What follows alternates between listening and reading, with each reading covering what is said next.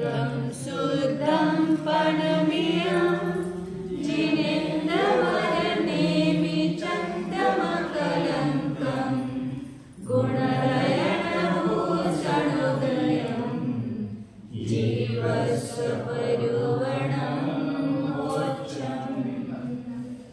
जय बोलो सिद्धांत चक्रवर्ती नेमिचंद्र आचार्य की जय। जय बोलो परम पूज्य चारुतर्य चक्रवर्ती समाधि सम्राट आचार्य शांति सागर जी महाराज की जय। जय बोलो गुरुदेव समंत भद्रमुनि महाराज की जय। जय बोलो परम पूज्य आचार्य प्रवेशार सुंदर सागर जी महाराज की जय। जय बोलो परम पूज्य मम दीक्षा गुरु वात्सल सिंधु आचार्य सुरेश सागर जी महाराज की जय।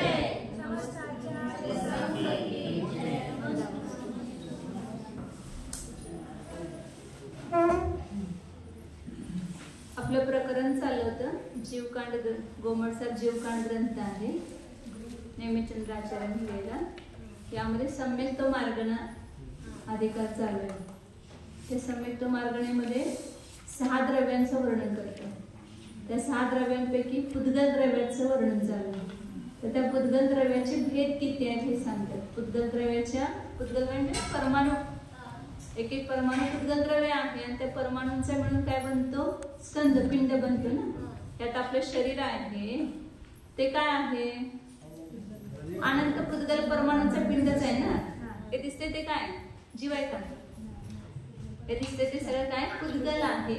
तर प्रत्यक्ष आपण बघतो की जीव निघून जातो आणि शरीर तिथेच राहतं। मग जोपर्यंत जीव त्याच्यामध्ये होता तोपर्यंत कसं दिसत होतं, जिवंत, हलनचलन किंवा जाणणं हे सगळं कार्य चालू होतं। आणि जेव्हा जीव निघून गेला त्याला काय पडलं, या ठिकाणी शरीर हे तर पडलं ना। तर हे कशाचं बनलेलं आहे, हे पुद्गल परमाणूंचं बनलेलं आहे। मग अक्षय स्कंद हे सगळं, हे पुस्तक आहे, माईक आहे, टेबल आहे, हे सगळे काय जे आपल्याला दिसते ते सगळं काय आहे, पुद्गलांचे स्कंदच आहे ना। एक पुद्गल द्रव्य नाहीये त्याच्यामध्ये। पुद्गल द्रव्य सगळ्यात छोटं आहे, ते दिसत नाही। त्या पुद्गल परमाणूंचा पिंड जो बनलेला आहे तेच आपल्याला सगळं डोळ्याला दिसते। स्कंदच दिसतात, पुद्गल परमाणू सुद्धा आपल्याला दिसत नाही, कारण ते सुद्धा सगळ्या लोकांमध्ये भरलेले आहेत पुद्गल परमाणू, परंतु ते आपल्याला दृष्टिगोचर होतात का, नाही होत। मग अशा ते पुद्गलाचे स्कंद बनले ते किती प्रकारचे आहे, त्याचे प्रकार सांगायला लागले ठिकठिकाणी। तर किती प्रकार सांगितले, ये पुद्गल का पिंड है, ये मात्र पुद्गल ही है क्या, जो दिखाई दे रहा है, ये शरीर जो है मात्र पुद्गल ही है क्या? हाँ, मात्र पुद्गल, और कुछ नहीं इसमें। जीव द्रव्य भी है भैया, जिसको हमें चाहिए दिखता है वो बोल रहे हैं हम, दिखता है वो बोल रहे हैं, जो दिख रहा है वो पुद्गल ही है, और जीव दिखता नहीं है, अनुभव में आता है।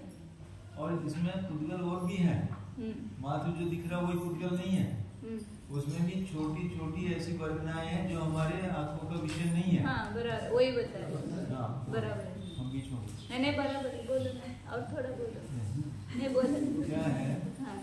ये शरीर के अंदर इतना माल भरा हुआ है, इतना भरा हुआ है कि हम उसकी कल्पना भी करना हमारे दूर है। काका बैठ जाओ, चटाई नहीं है तो बिना चटाई के बैठ जाओ। ओ काका बसा। डॉक्टरों को पता है ना शरीर के भीतर कितना क्या क्या रहता है, नहीं मालूम, डॉक्टर को नहीं मालूम है, डॉक्टर को तो केवल पुद्गल का मालूम है। नहीं, पुद्गल का भी सबका मालूम है।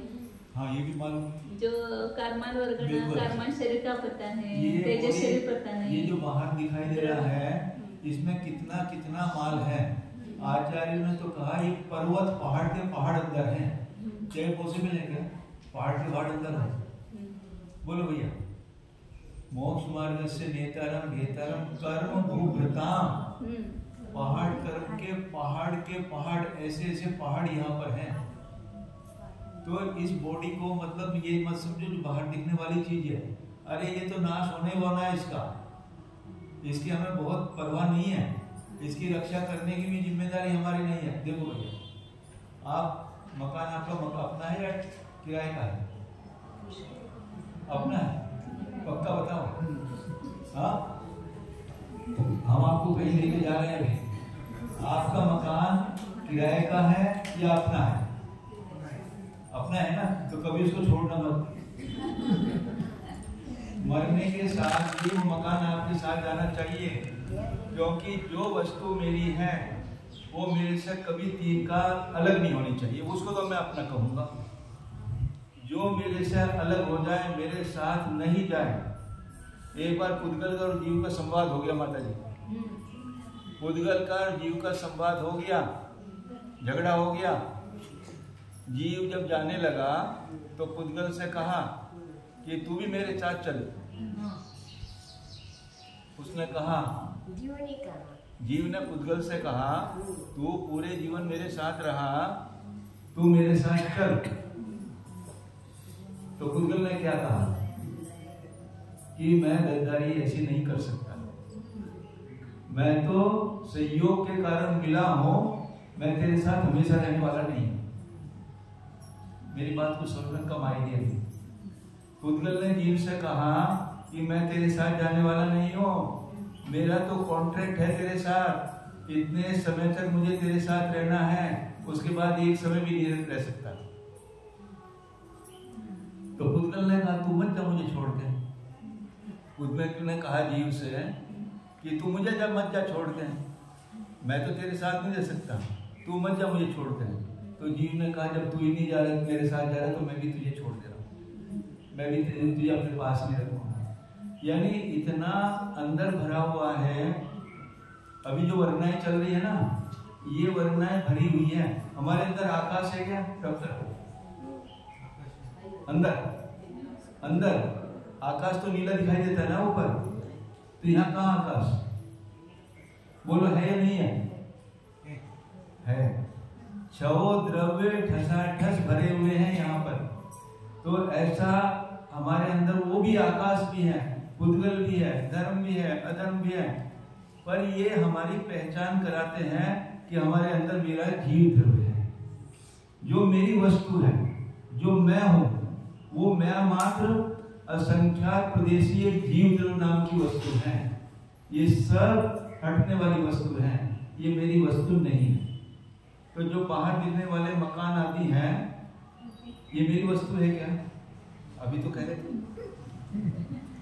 जब ये मेरी वस्तु नहीं है तो इसकी मेंटेनेंस की जिम्मेदारी किसकी है? जिसकी वस्तु है, जिसका मकान है, यानी पुद्गल का मकान है, तो इसकी मेंटेनेंस कौन करेगा? पुद्गल जाने। हाँ?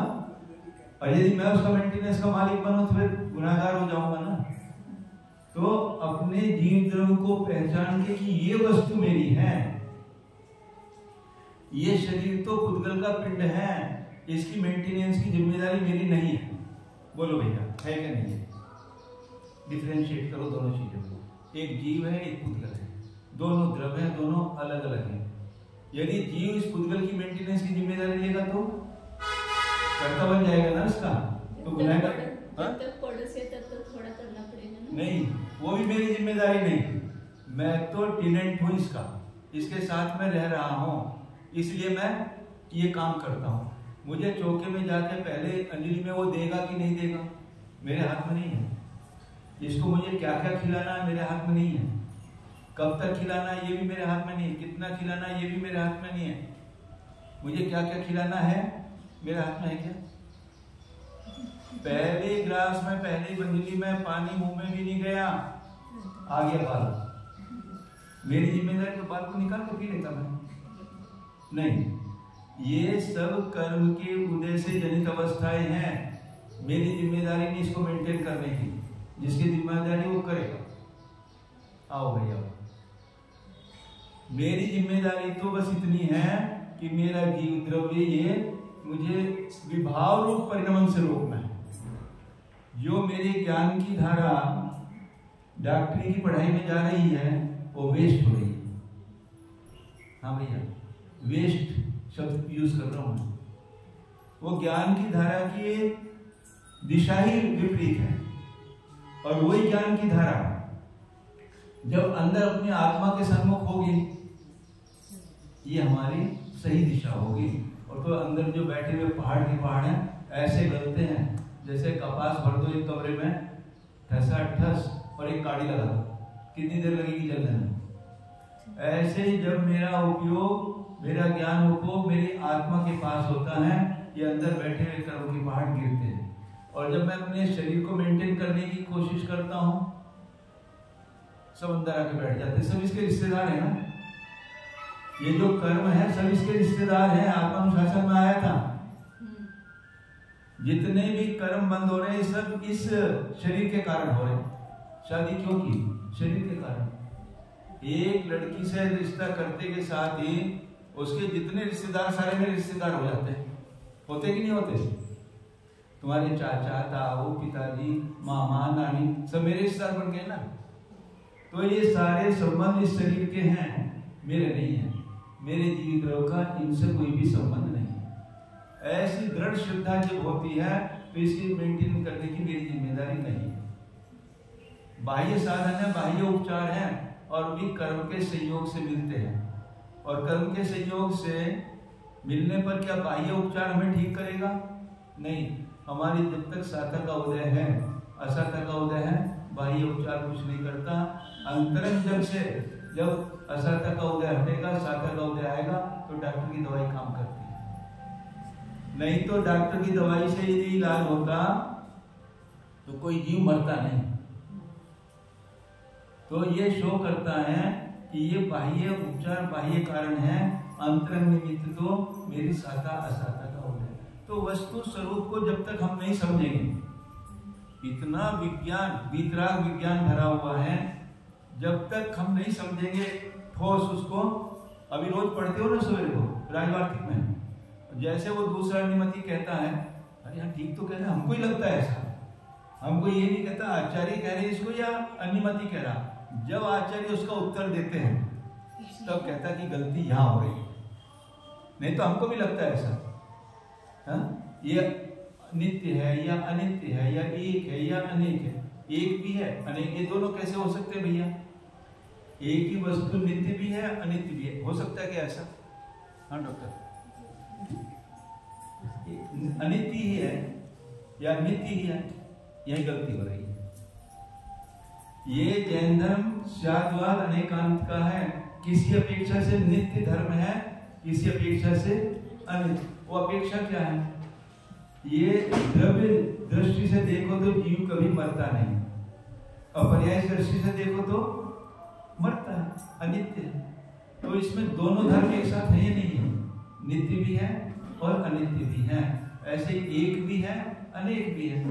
तो ये सारे यदि स्वाध्याय शागवाद को लेकर चलते हैं अनेकांत को, तो सब सिद्ध होते हैं। और एकांत कर लेंगे किसी वस्तु का तो सब गड़बड़ हो जाएगा।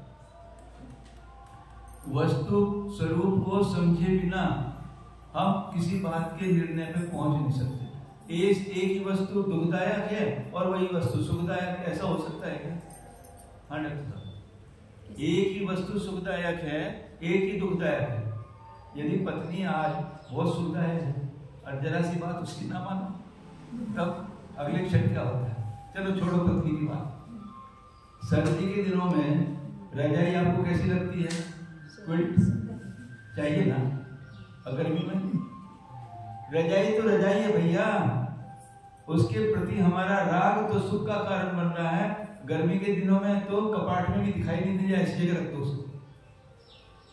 रजाई का क्या बिगाड़ है? हमारे राग या द्वेष उस वस्तु में हमारे सुख और दुख का कारण है।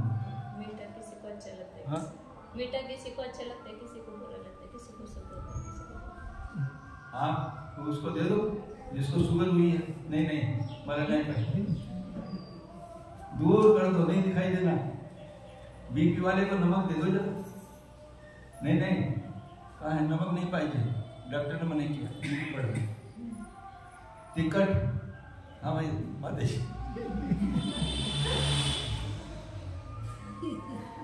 कहने का तात्पर्य क्या है? हम कहाँ जा रहे हैं, हमारा उपयोग कहाँ जा रहा है? हमारा उपयोग इस पंचेंद्रियों के विषयों की तरफ कैसा दौड़ता है?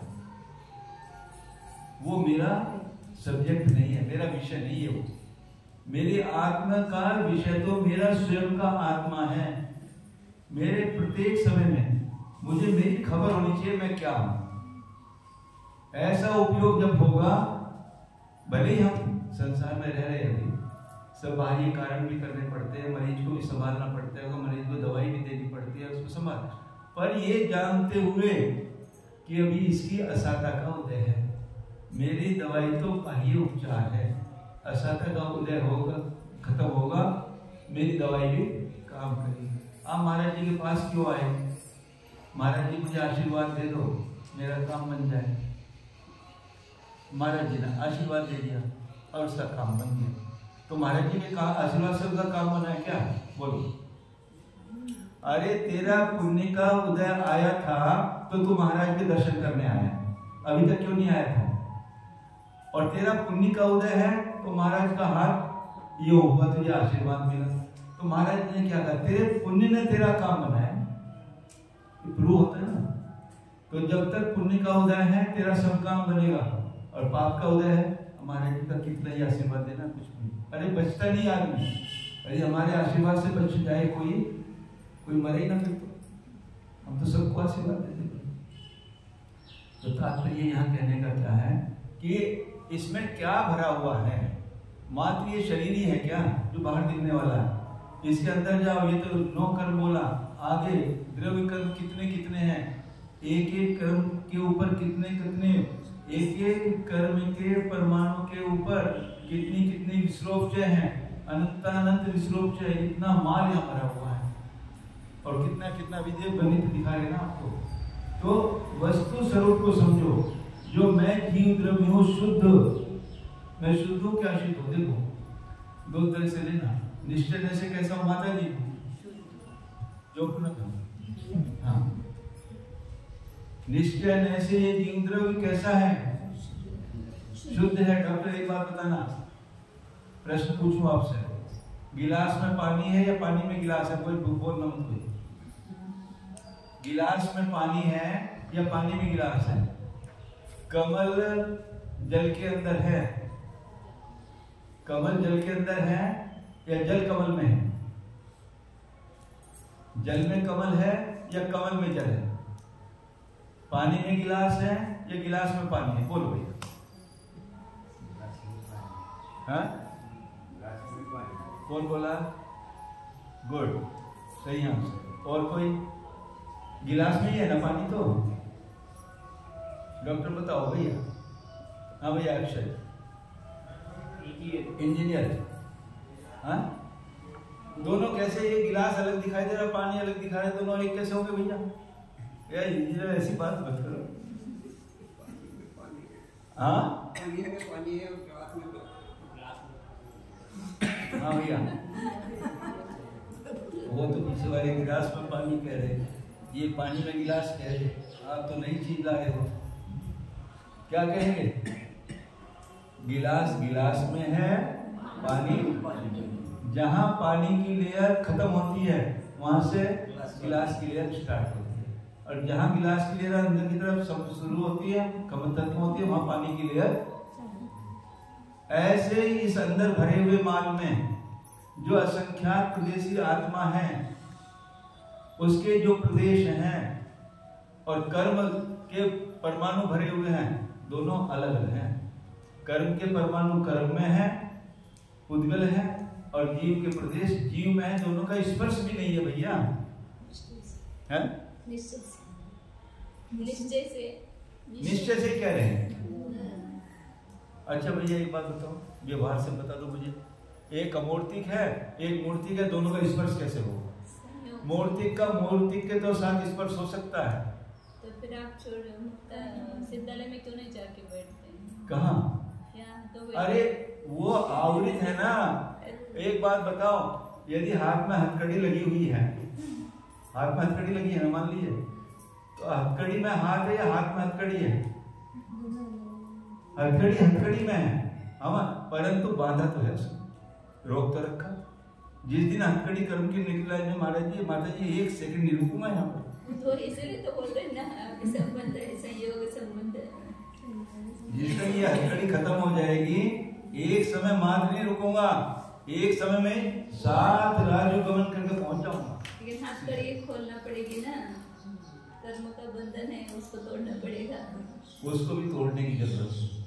चलो आजा बाबा, उसकी तोड़ने की भी गारंटी हमारी नहीं है और हमारी जिम्मेदारी नहीं है और हम तोड़ भी नहीं सकते,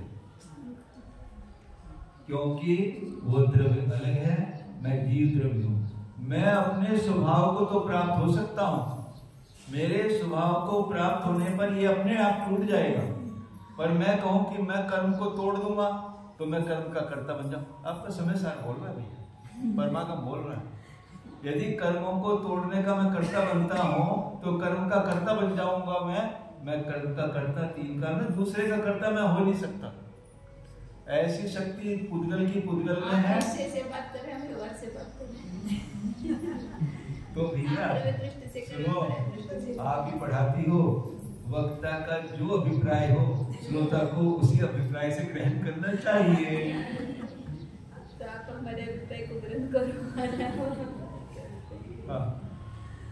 हम यहाँ पे निश्चय से बता रहे हैं, आज नवनीत निकाल के मेरा जो जीव द्रव्य है, यहाँ तक कहा डॉक्टर साहब कि मेरे जीव द्रव्य के अलावा ये जीव द्रव्य जड़ कह दिए। जड़ क्यों कहें? ये मेरे ज्ञान का विषय है, प्रमेय वस्तु है, नेय है, ये नेय है, सब जानने योग्य है। ये वस्तु अलग है, मेरी वस्तु अलग है, ये शरीर अलग है, कर्मग्राय विश्रोपचय, ये सब झंझट मेरे से अत्यंत अत्यंत अलग है। ऐसे जब अपने अंदर ठोस की जाए, ये कर्म वर्णाएं किस लिए पढ़ रहे हैं हम? ये वर्णाएं पढ़ रहे हैं ना, इतने प्रकार की वर्णाएं क्यों पढ़ रहे? क्यों पढ़े? इनका ज्ञान होना चाहिए हमको, जब भी तो हम अपनी वस्तु को अलग कर सकेंगे इनसे। ये वस्तु मैं नहीं, मैं क्या हूं, उस वस्तु की पहचान करने के लिए इन वर्णाओं का ज्ञान हो रहा है। ये शरीर बना कैसे? आहार वर्णाओं से बना ना, उसमें औदारिक वर्णाएं अलग हैं, वैखरिक वर्णाएं अलग हैं, आहारिक वर्णाएं अलग हैं। आहारिक वर्णाओं से औदारिक शरीर नहीं बन सकता, वैखरिक शरीर नहीं बन सकता। हाँ, और औदारिक वर्णाओं से वैखरिक आहार नहीं बन सकता, तो फिर भी इनको आहार वर्णा नाम दिया है। तो आचार्य ने स्पष्ट किया इसमें, क्योंकि बीच में ध्रुव वर्णाएं ये शून्य वर्णाएं नहीं है, इसलिए इन सर्व वर्णाओं को एक ही नाम दिया, आहार वर्णा। तो ऐसे इन वर्णाओं को हमें क्यों ज्ञान में लेना कि ये शरीर किस लिए बना है। हम आज योग कहते हैं, योग किसको कहते हैं? योग माता जी, योग किसे कहते हैं? हाँ, तो उसकी जरूरत है क्या हमको? हमको जरूरत है कि योग की? अरे उसको तो हमको अलग ही करना है। जब तक योग रहेगा हम अपनी आत्मा का कल्याण नहीं कर सकते। मन वचन कार्य की प्रवृत्ति को योग कहते हैं, उसके स्पंदन से जो आत्मा के प्रदेश में हलचल होता है। जब तक ये प्रवृत्ति हमारी रहेगी हम अपनी आत्मा का कल्याण नहीं कर सकते। शरीर को स्वस्थ रखने के लिए कितने योगासन करो आप, अनुलोम विलोम करो, गर्दन को इधर उधर घुमाओ, ये शरीर की प्रवृत्ति के लिए है। आत्मा का इससे कुछ भी लेन देन नहीं, बहुत दूर है आत्मा इससे। आत्मा का सच्चा योग क्या है? सुनो ध्यान से, अपने उपयोग को अपने आत्मा में जोड़ना, ये योग है। जोड़ने को योग कहते हैं। 2 and 2 makes 4 है ना, 2 and 2 makes, 2 और 2 को जोड़ा तो 4 हुए ना, बेरीज कहते हैं ना आप लोग। तो बेरीज माने जोड़ना, एक में करना। किसको करना? एक में अपने उपयोग को अपने आत्म प्रदेशों पर जोड़ना, ये योग है। अपने उपयोग को इस शरीर में, अनुलोम विलोम में, मॉर्निंग वॉक में, ये योग नहीं है। ये शरीर के लिए तो कह सकते हो, शरीर को स्वस्थ रखने के लिए कह सकते हो, पर आत्मा को स्वस्थ रखने के लिए तो निगेटिव है। जो जो शरीर के लिए उपकारी है, आत्मा के लिए आप बोलो, इष्टोपदेश है ना, जो जीव के लिए उपकारी है वो शरीर के लिए अपकारी है, और जो शरीर के लिए उपकारी है वो, तो मॉर्निंग वॉक आत्मा के लिए बोलो अपकारी है या उपकारी है? तो मॉर्निंग वॉक बंद। ये बात नहीं है। हमारे लिए वस्तु स्वरूप हमें जानना चाहिए, हमको क्या उपकारी है क्या अपकारी। स्वस्थ शब्द आता है, स्वस्थ स्वस्थ स्वयं में स्थित होना, निज आत्म स्वरूप में स्थित होना, तो हम स्वस्थ हैं। और शरीर को स्वस्थ करने के लिए वो स्वस्थ वाले शब्द का अर्थ नहीं है। माता जी का समय आज तो हमने ले लिया भैया। अच्छा हो गया, हमको विश्रांति मिल गई। नहीं, आज हमारे अंदर से कितने भाव उठ रहे हैं। अभी एक पढ़ा था जब से ये भव्य जीव आए ना, इसलिए भव्य जीव आए इसलिए उनको लाभ मिल गया। ये तो हो गया। यदि एक साधन का काल 6 अवधि मात्र है, उसमें इतने जीव इकट्ठे हो रहे हैं, और हमारा 1 कोटि पूर्व कुछ कम काल है, उसमें क्यों नहीं होते?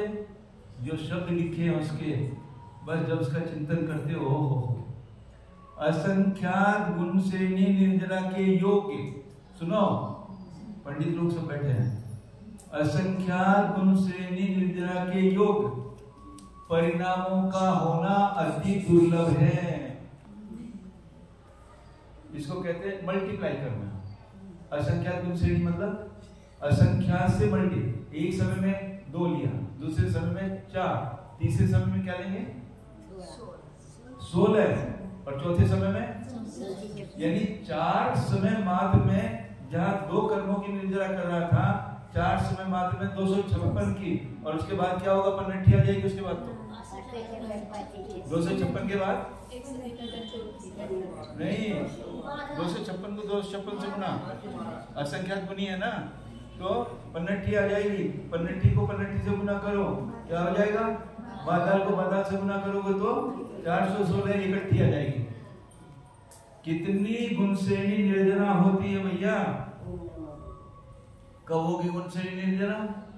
बस देश संयम के परिणाम या सकल संयम के परिणाम ऐसे असंख्यात गुण श्रेणी के निर्जरा के स्थान हैं, और ऐसे परिणाम होना बहुत बहुत बहुत दुर्लभ है। और सारे परिणाम तो बहुत आसान है।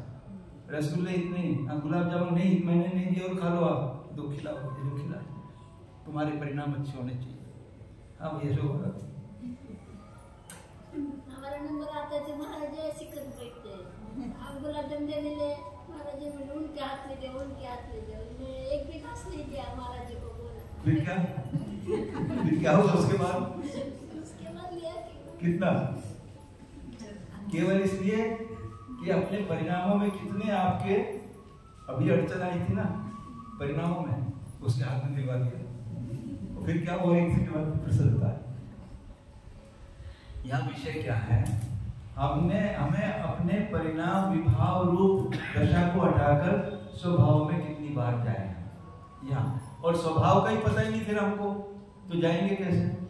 जिस जगह का पता ही नहीं हमको कि कहाँ सुख है, यदि वो स्रोत को ही हम नहीं पहचान पाए और बाह्य शरीर के स्रोत को मान के इसी को सुख मानते रहे, कुछ होने वाला है क्या? निगेटिव डायरेक्शन नहीं है। जाना था तो मुंबई, बैठ के गाड़ी में कलकत्ते, कभी पहुंच पाएंगे क्या मुंबई? तो हमें वो स्रोत चाहिए जहां हमें पहुंचना है। यदि स्रोत का पता लग गया हमें और हमारी डायरेक्शन चल पड़े उसको, फिर हमारे मोक्ष भी दूर नहीं है। लोकल की तो बात क्या है, और बहुत स्पीड में जाते हैं वो, उनकी गति शुरू में धीमे, नहीं तो असंख्यात गुनी स्पीड चलती है।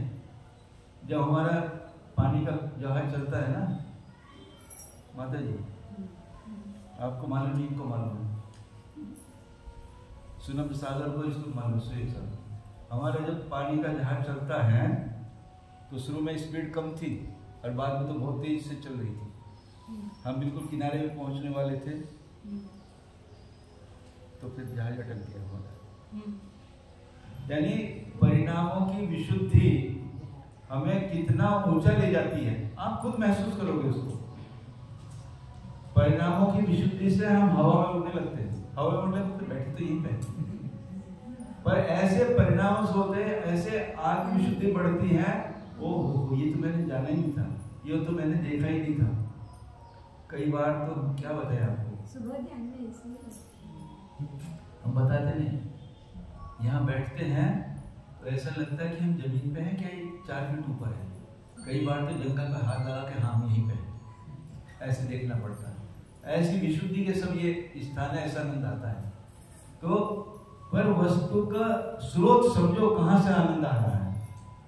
शरीर से कभी आनंद आ नहीं सकता। आनंद का स्रोत तो आत्मा के अंदर है, मेरे आत्मा के। आत्मा क्या, आपका आत्मा का स्रोत भी मेरे पास नहीं है। आपके आत्मा से मुझे आनंद नहीं आ सकता। मेरा स्रोत तो मेरे स्वयं के पास है, वहीं से ये आनंद आना है। उस स्रोत की हमें पहचान करनी है, तब तो आनंद आएगा। हाँ माता जी बोलो।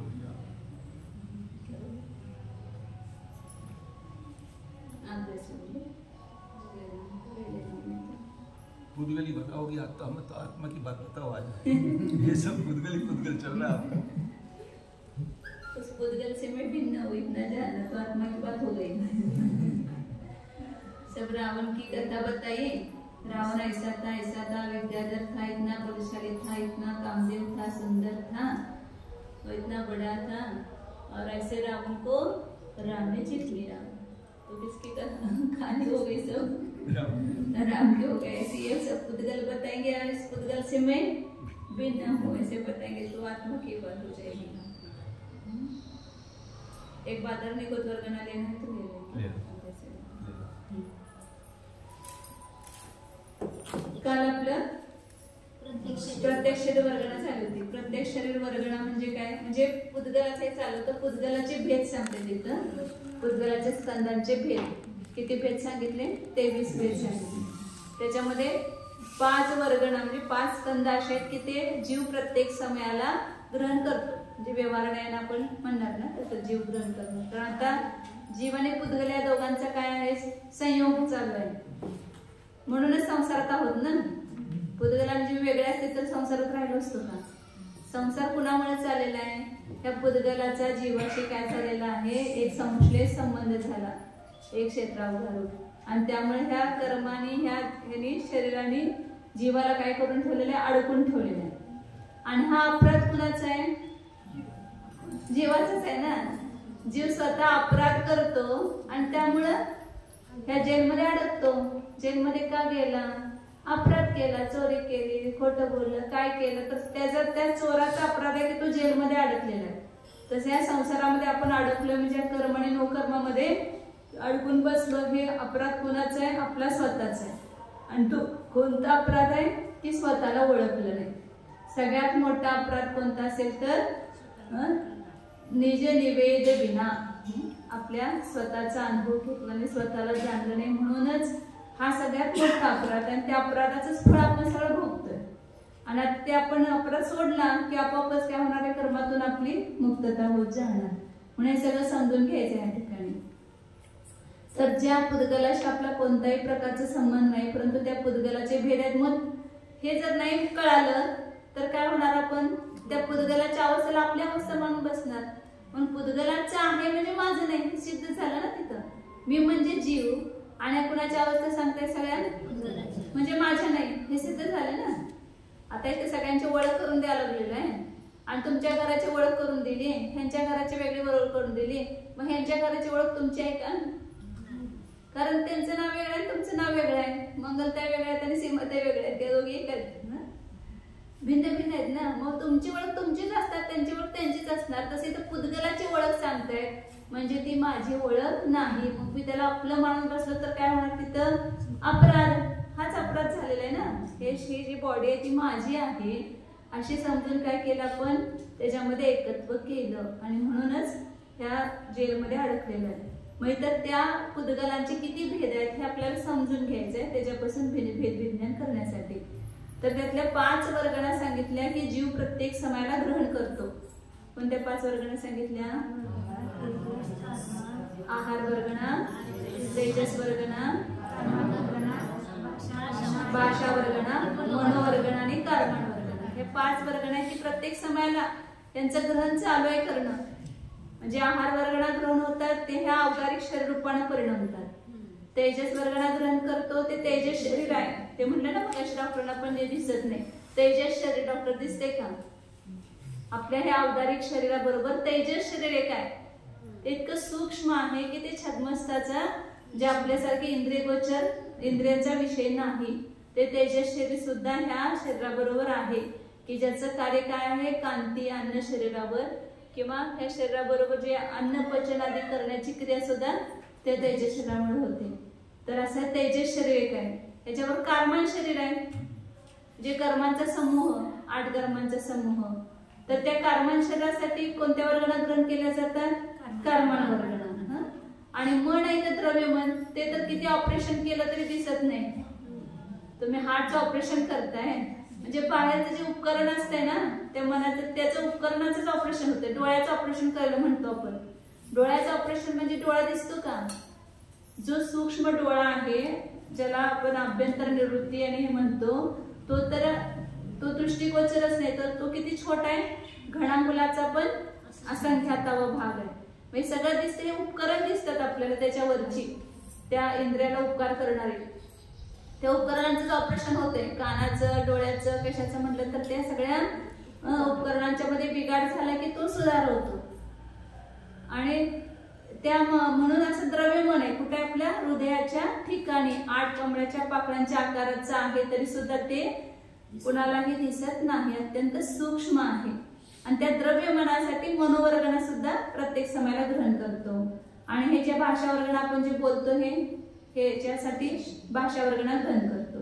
तर या 5 वर्गणांचा संबंध ह्या जीवाशी अनादी काळापासून आलेला आहे आणि ते सतत ग्रहण करत असतो.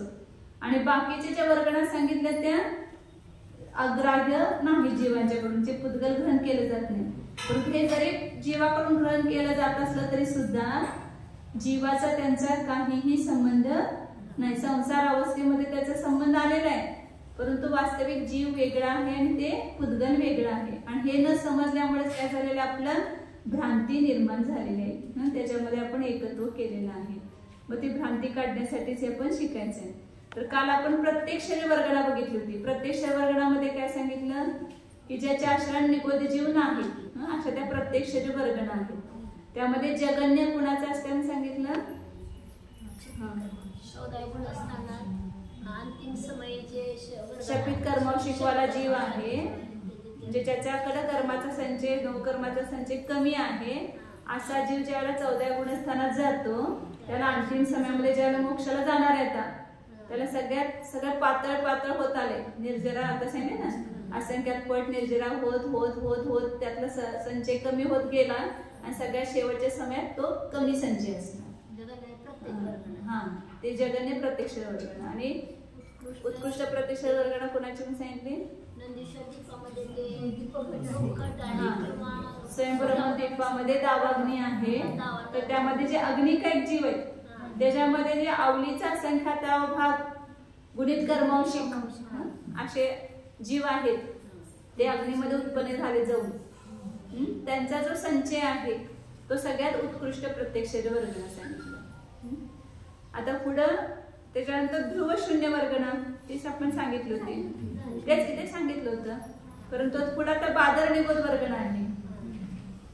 तर बादर निगोद वर्गणा कशाला म्हणायचं तर सांगतात की बादर निगोदी म्हणजे काय जीव? निगोदी म्हणजे कोणते जीव आहेत? कुठले? 108 मध्ये 18 ते सगळ्यांना माहिती आहे. ते निगोदी जीवाचं लक्षण नाहीये. निगोदी जीवा ते लब्ध पर्याप्त जीवाचं लक्षण आहे. हे सगळं भ्रम झाल्या लोकांना की ते निगोदी जीवांचं लक्षण म्हणजे एका श्वासामध्ये 18 जन्म मरण करतात असं नाही. काही निगोदी जीव जे आहेत पर्याप्त निगोदी जीव पण असतात त्यांचं अंतर्मुहूर्त आयुष्य असते म्हणजे एक श्वास पूर्ण पण ठेवू शकतात ते पर्याप्त जीव.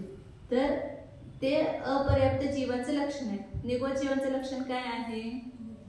नियताम गाम ददाती अनंतानंत जीवाना. जे अनंतानंत जीवांना स्थान देत. एका शरीरामध्ये किती जीव असतात? अनंतानंत जीव. म्हणून त्याला काय म्हणायचं? निगोद. ते निगोदाचं लक्षण आहे की ज्याचे ते एका शरीराच्या आश्रयाने अनंत अनंत जीव असतात. म्हणजे अनंत अनंत जीवांचं एकच शरीर, आणि ते किती छोटं शरीर असते ते पण अंगुलाचा असंख्यात भाग एवढं छोटं शरीर असते त्यांचं. त्याच्यामध्ये एवढ्या छोट्या शरीरामध्ये किती जीव असतात. त्याचे मालक, एका शरीराचे मालक. आता आपण एका शरीराचे मालक एकटे आहोत, परंतु ते एक शरीराचे मालक अनंत अनंत जीव आहेत. त्याला म्हणायचं निगोद. आणि त्या निगोदामध्ये पण दोन भेद करा. म्हणजे साधारण वनस्पती काही जीव, वनस्पती काही जीव असतात ना, त्यामध्ये दोन भेद आहेत. प्रत्येक वनस्पती काय आणि एक साधारण वनस्पती काय. आणि त्या साधारण वनस्पतीलाच निगोदी जीव म्हणतात. माताजी झोपू नका. कुणाला म्हणतात निगोदी, कुणाला म्हणतात कुठले जीव आहेत. साधारण वनस्पती काही जीव सांगता यायला पाहिजे आपल्या. एक केंद्रामध्ये जे साधारण वनस्पती काही जीव आहेत त्यांनाच निगोदी जीव म्हणतात. त्यांचं लक्षण काय आहे की एका शरीरामध्ये अनंत अनंत जीव असतात, त्यांना निगोदी जीव म्हणायचं. आणि तर अशा निगोदी जीवांच्या मध्ये दोन भेद केले, एक सूक्ष्म आणि बादर.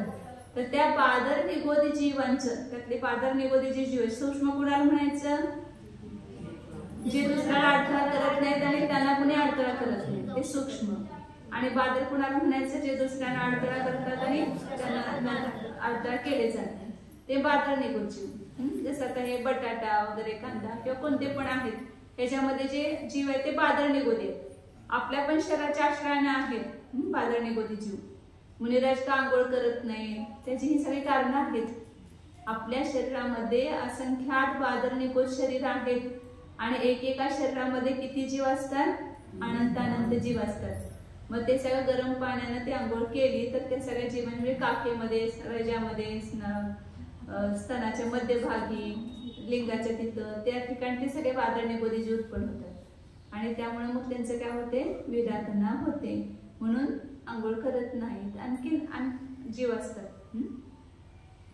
तर काय सांगत होतं, बादर निगोद. अशा बादर निगोद जीवांचं जे तीन शरीराचं पिंड, औदारिक शरीर, तैजस शरीर आणि कारमान शरीर, या तीन शरीर आणि त्यांचा विसरसोपचे दोन्ही लावायचं. विसरसोपचे कशाला म्हटलं, कशाला म्हटलं विसरसोपचे. अजून जे कर्म न कर्म रूपाने परिणमले नाहीत, परंतु परिणमण्यासाठी जे योग्य आहेत, रॉ मटेरियल, कच्चा माल, कर्मान शरीराचा कच्चा माल, कर्मान वर्गना, ते विसरसोपचे रूपाने आहेत आपल्या पूर्ण आत्म्याच्या प्रदेशावर, अत्यंत सूक्ष्म आहेत, ते आपल्याला दिसत नाही. मग सांगितलं ना, एका आकाश प्रदेशाच्या सुई एवढ्या भागावर काय काय आहे, तर सांगितलं ना, तेवढ्या भागावर आपण बटाट्यामधून, कांद्यामधून ती सुई चोचून काढल्यानंतर त्याचा जो रस येतो त्याच्यामध्ये कितीतरी काय आहेत, बादर निगोद शरीर आहेत. आणि एका शरीरामध्ये किती जीव आहेत, सिद्ध राशींच्या पेक्षा अनंत पट. आतापर्यंत जेवढे सिद्ध झाले त्याचे अनंत पट जीव. आणि एकेका जीवामध्ये असंख्यात प्रदेश प्रत्येक जीवाचे, आणि एकेका जीवाच्या असंख्यात प्रदेशावर कर्म चे परमाणु किती आहेत आणि नोकर्माचे परमाणु किती आहेत, अनंत अनंत. आणि एकेका कर्म परमाणूवर विसरसोपचे किती आहेत, जीवराशीच्या अनंत पट. म्हणजे आपल्याला काहीच नाही, तर पोकळच आहे सगळं, मी रिकामच आहे, रिकाम नाहीये. सगळीकडं हे सगळे जीव भरलेले आहेत. त्याचे जे सूक्ष्म शरीर आहेत त्याच्या आश्रयाने अनंत अनंत जीव आहेत आणि त्यांच्यामध्ये हे विसरसोपचे वगैरे सगळे आहेत. मग बादर निगोद वर्गणा कशाला म्हटलं, बादर निगोद जीवांचे विसरसोपचे सहित जे तीन कर्म नो कर्मांचा जो पुंज आहे, परमाणूंचा समूह, त्याच एका स्कंदाला काय म्हटलेलं आहे, बादर निगोद वर्गणा असं म्हणतात. आता ही बादर निगोद वर्गणा सगळ्यात छोटी जगाने, म्हणजे काय सगळ्यात छोटी कुठे असणार, तर त्याचा स्वामी सांगतात. जगने बादर निगोद वर्गणेचा स्वामी कोण आहे, तर जो जीव कसा आहे, क्षपित कर्मांशिक. आता क्षपित कर्मांशिक, गुणित कर्मांशिक म्हटलं ना, त्याचं लगेच आपल्याला डेफिनेशन कळायला पाहिजे. क्षपित कर्मांशिक कोणाला म्हटलं, खूप काळ केंद्रामध्ये राहिलेला आहे आणि पल्ल्याच्या संख्यात्वा भाग वेळा जे संयम धारण केलेला आहे, 8 वेळा तो मुनी झालेला आहे. पहिला सम्यक्त नको का, सम्यक्त सम्यक्त पल्ल्याच्या संख्यात्वा भाग वेळा, केलं अनंतांमध्येच विसर्जना, संयम, असंयम, म्हणजे अनेक वेळा त्यांनी कर्माची निर्जरा खूप केलेली आहे. असा जीव घ्यायचा, म्हणजे त्याचं शरीर पातळ आहे, एकदम क्षपित, जाड नाहीये. म्हणजे त्याच्याकडे जो संचय आहे गुडघलाचा तो कमी आहे. का कमी आहे तर त्याची कारण ही आहे. एक तर त्यानं संचय करताना तो कुठं होता, सूक्ष्म एकेंद्रिय पर्यामध्ये, तिथे योग खूप कमी असतो, त्यामुळे संचय कमी होतो. आणि अशा पर्यायात गेला आणि त्या ठिकाणी अनेक वेळा सम्यक्त्वादी धारण केल्यामुळे काय झालं, त्याचं कर्माची निर्जरा झालेली आहे. असा तो जीव, त्याला म्हणायचं शपित कर्मवशी. आणि गुणित कर्मवशी कुणाला म्हणायचं, ज्याचा संचय वाढत गेलेला आहे. बादर पृथ्वी एक मध्ये जास्त काळ राहून तो तसं पर्यायामध्ये 2000 सागर राहिलाय.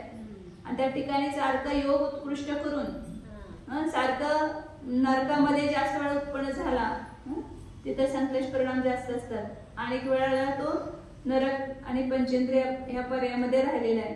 आणि जास्तीत जास्त त्यांनी संचय करत गेलेला आहे. हे सम्यक्त्वादी जास्त वेळा ग्रहण केलेले नाही. असा तो जीव गुणित कर्मवशी.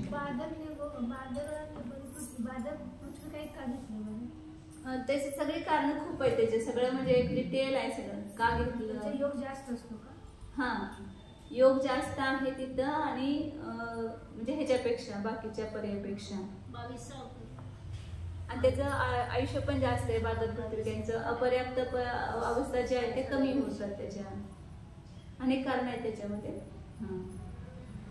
तर ह्या ज्यावेळेस जगन येईल त्याला कोण असणार, स्वामी. आणि ज्याला उत्कृष्ट येईल त्याला कोण स्वामी असणार, कोण असणार, सीमादेवी. गुणित कर्मवशिक, गुणित कर्मवशिकची म्हणजे ते शपित कर्मवशिक घ्यायचं.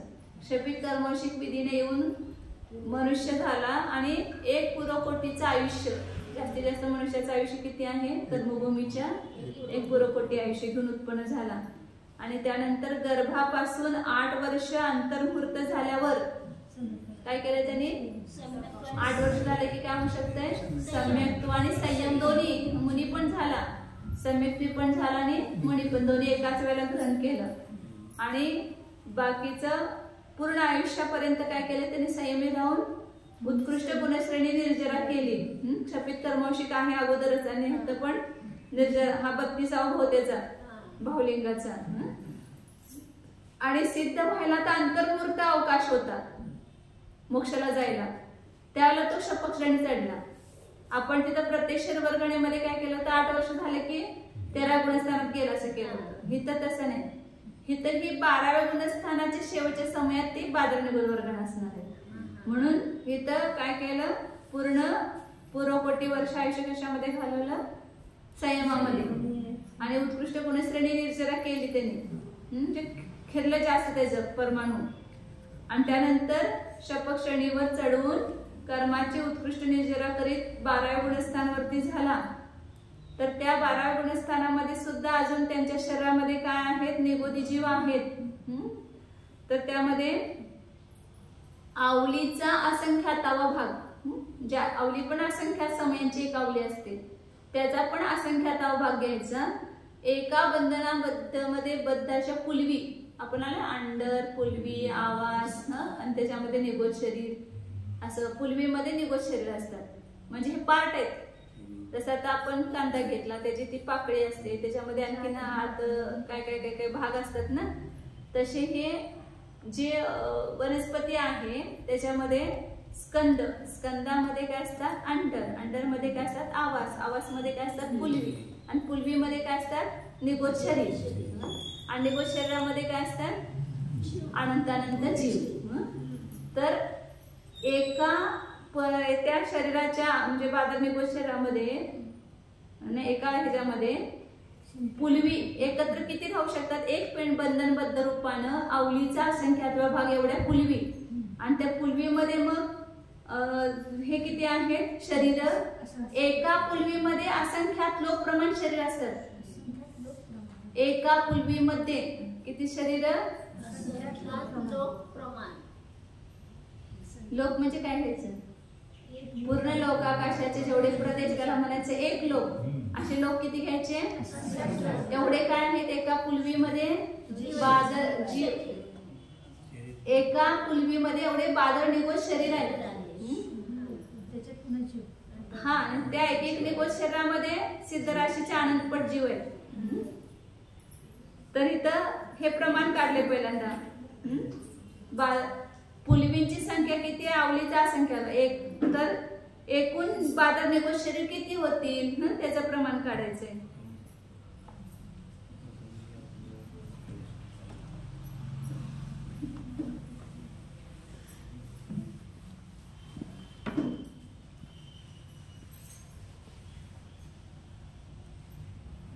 प्रमाण राशी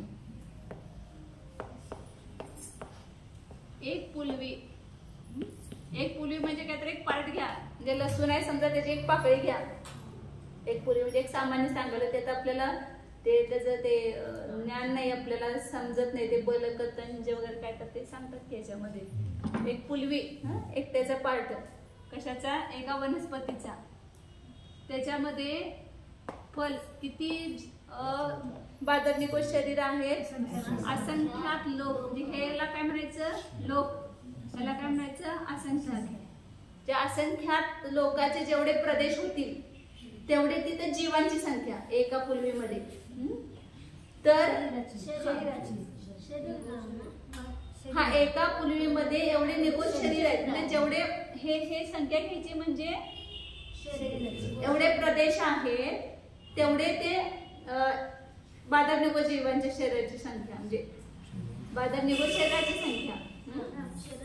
हा, तर इच्छा राशी केली तिथं किती, एका बंधनामध्ये एका अंडरामध्ये पुलवी पण असंख्यात लोक प्रमाण आहेत, परंतु एक बंधन बद्ध तेवढेच घेतले. इथं एक स्कंद घ्यायचा आहे ना, एका बंधनामध्ये बद्ध पुलवी किती आहे, आवलीचा असंख्यात भाग.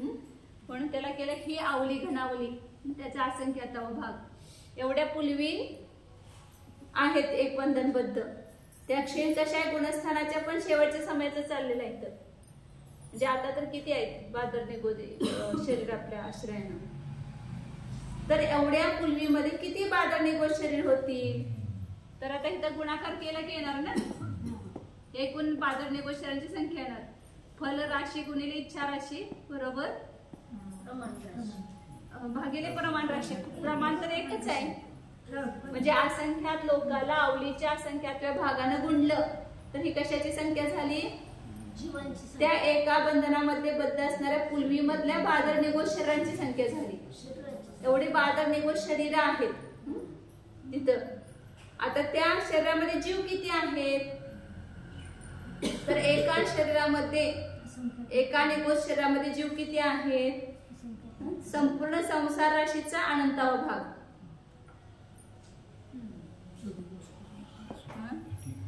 13 ही संसार राशी, त्याच्यातून काय कमी करायचे तर सजीव कमी करायचे, आणि राहिलेलं त्याला अनंतानं भागलं. एका शरीरामध्ये बादर निकोज जीव काढण्यासाठी एक भाग रूप प्रमाण आहेत ना. आपल्या पूर्ण संसार राशीमध्ये काय करणार आपण, काही तर जीव कमी केले, बाकीचे जीव कमी केले, फक्त निकोज जीवांची संख्या आहे. आता त्याच्यामध्ये बादर आणि सूक्ष्म काढण्यासाठी काय करतो आपण, असंख्यात लोकांना भाग दिला. असंख्या अनंत बहुभाग जीव सूक्ष्म आहेत आणि अनंतावा भाग जीव बादर आहेत. तर मग बादर काढण्यासाठी काय केलं, ह्या 9 भागलं आणि असंख्यात लोकांचा 5 वेळेला भाग दिला आपण. तर एका शरीरामध्ये तेवढे बादर निकोजी जीव, एकूण बादर निकोजी जीव एवढे, परंतु एका शरीरामध्ये किती राहतील हे सगळ्या शरीरातले मिळून आले. तर एका शरीरामध्ये किती राहतात, तर एकूण बादर निकोज शरीरांची संख्या किती आहे. आता उदाहरण आपण हे घेतो ना, असंख्यात लोक प्रमाण काय आहे, स्कंद आहेत. एका स्कंदामध्ये अंडर किती आहेत, असंख्यात लोक प्रमाण, तर असंख्यात लोक गुणिले असंख्यात लोक अंडर झाले. एका अंडरामध्ये आवाज किती आहेत, तर त्याच्यापेक्षा असंख्यात लोक गुणित आहेत. काहीतरी एक राहिलं म्हटलं माझं. आणि एकेका आवासामध्ये पुलवी किती आहेत, तर त्याच्यापेक्षा असंख्यात लोक, म्हणून ते 4 वेळेला असंख्यात लोक गुण येणार. हे पुलवी झाले, पुलवींची संख्या झाली.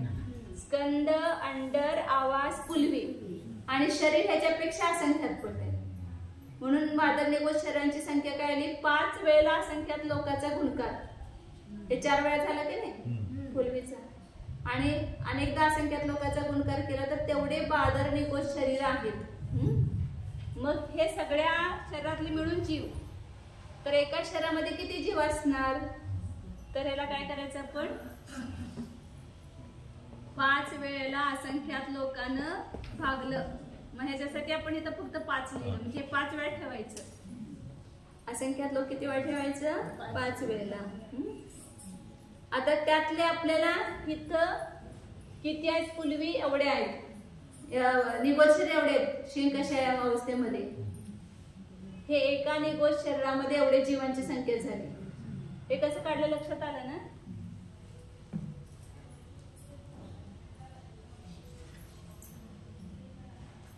एकूण बादर निगोज जीव किती? एवढे आहेत. काही कमी जीव संसार राशी. हा, काही कमी संसार राशी आणि त्याला आपण असंख्यात लोकांना भागलं तर एवढे जीव काय झाले? बादर निगोदी जीव आले. आणि हे किती शरीरामध्ये मिळून आहेत? एवढ्या शरीरामध्ये मिळून आहेत. तर एका शरीरामध्ये किती? त्याला कसं त्रैराशी करणार आपण? हा, इतने शरीर मध्ये मिळून एवढे जीव. तर एका शरीरामध्ये किती जीव? एवढे एकूण शरीर आहेत आणि एवढ्या सगळ्या शरीरामध्ये एवढे जीव आहेत. तर एका शरीरामध्ये किती जीव येणार? तर ह्याला ह्याचा नेता गुणकार येणार आणि हे भागाकारामध्ये येणार. हे भागाकाराला ह्या दोघे फल गुणिले इच्छा भागिले प्रमाण असं सूत्र आहे गणिताचं. केलं की उत्तर येतं. तर एका बादर निगोज शरीरामध्ये एवढी जीवांची राशी आली. आता इथं 12व्या गुणस्थानामध्ये शेवटच्या समयात त्या आवलीचा असंख्यातवा भाग पुलवीमध्ये किती बादर निगोज शरीर आहेत? तर त्याचं आता आपण प्रमाण काढलं होतं ना, त्यानं गुणायचं. एका शरीरात म्हणजे एका शरीरात एवढे जीव.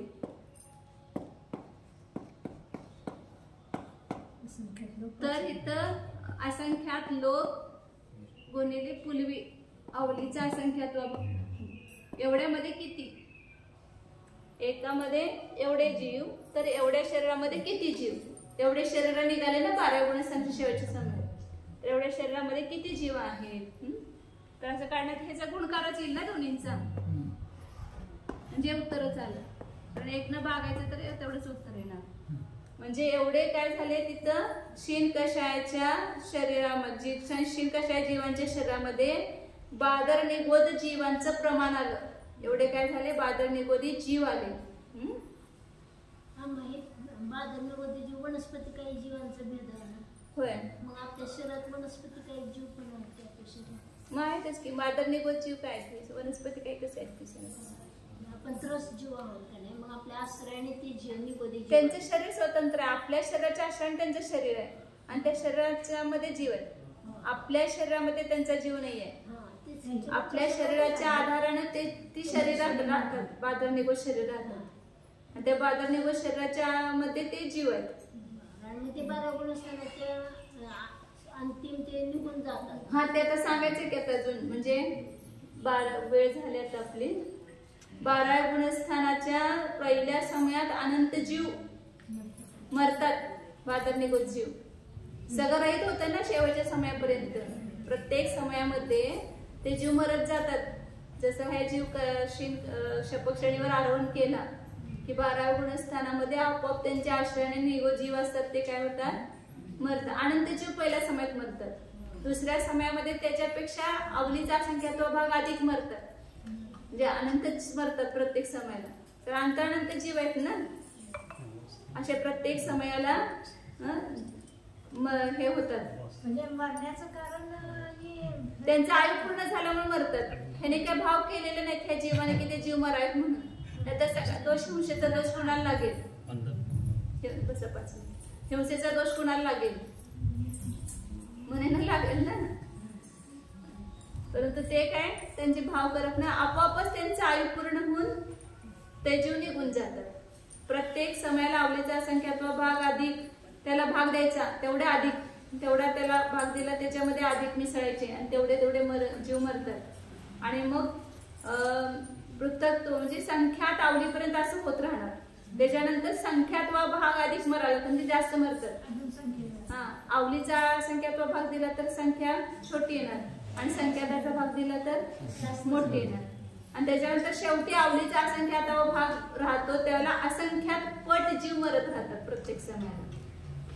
आणि शेवटी सगळे मरून राहिलेली संख्या ही आवलीचा असंख्यात्व भाग, त्यातले तिथं पण असंख्यात लोक मात्र शरीर आहेत, परंतु त्यातले इथं कुठले किती घेतलेत, फक्त आवलीचा असंख्यात्व भाग पूर्वीमध्ये जे गुणित कर्मांशिक जीव आहेत मरणारे, त्यातले फक्त गुणित कर्मांशिकच जीव, त्या त्यांचा जो तीन क्षेत्राचा संचय आहे तो सगळ्यात जगने बादरने बुधवला आहे.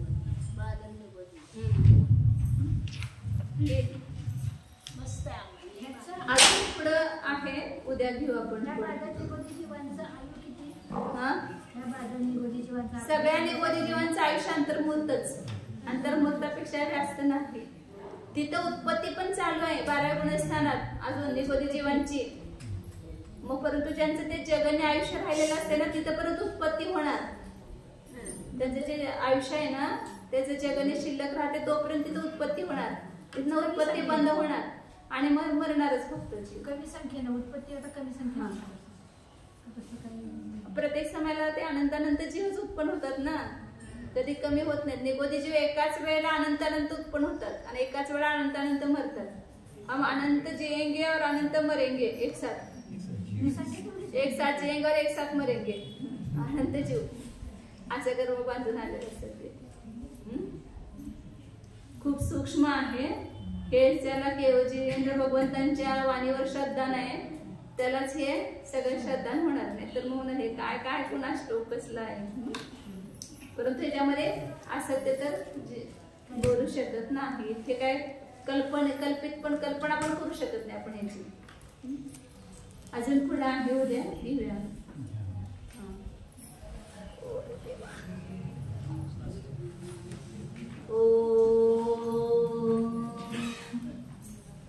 डोळे बंद करा.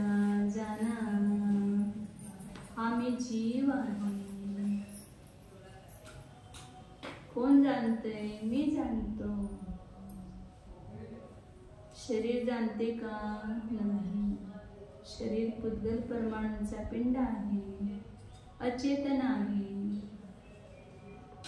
या शरीरापासून भिन्न हा मी जीव आपल्याला अंतरंगामध्ये अनुभव होत आहे.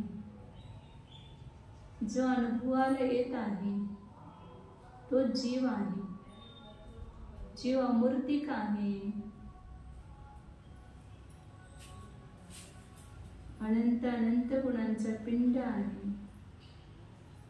अशा हे आपल्या निज जीवाला जाणून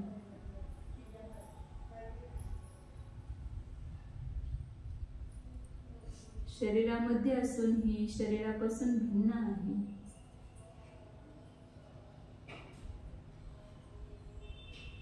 शरीरापासून भिन्न आहे याची प्रतीती करा.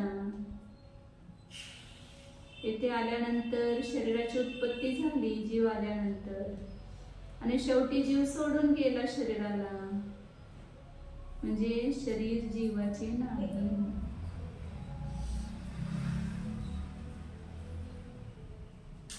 शरीर आणि जीवाचा दोन भिन्न द्रव्यांचा संयोग झालेला आहे. या संयोगालाच आपण एक मानून बसलो, एक वस्तू मानून बसलो. दूध आणि पाणी एकत्र आले तरी एक होत नाही, भिन्न भिन्नच आहेत. तसे जीव आणि शरीर एकत्र आले परंतु एक नाही. एक प्रदेश अवगाह आहे परंतु स्वतंत्र आहे. त्यांच्या स्वतंत्रतेला जाणं म्हणजे या शरीरापासून आपली सुटका होईल. आपण शरीर रहित होऊ. आता शरीर रहित आहोत स्वभावाने, परंतु या जड शरीरामध्ये बद्ध झालेले आहोत. आता त्यातून सुटण्याचा एकच मार्ग आपल्या स्वतंत्र स्वरूपाला जाणणे. शरीरावर कर्मावर बंड पुकारणे. मी स्वतंत्र आहे, माझे असंख्यात प्रदेश स्वतंत्र आहेत, मी हे स्वातंत्र्य प्राप्त करणारच. कटिबद्ध व्हा, लढा कर्माशी आणि आपला देश स्वतंत्र करा. शुद्ध चैतन्य स्वरूप ज्ञानानंद स्वरूप एकत्व विभक्त स्वरूप शुद्ध एको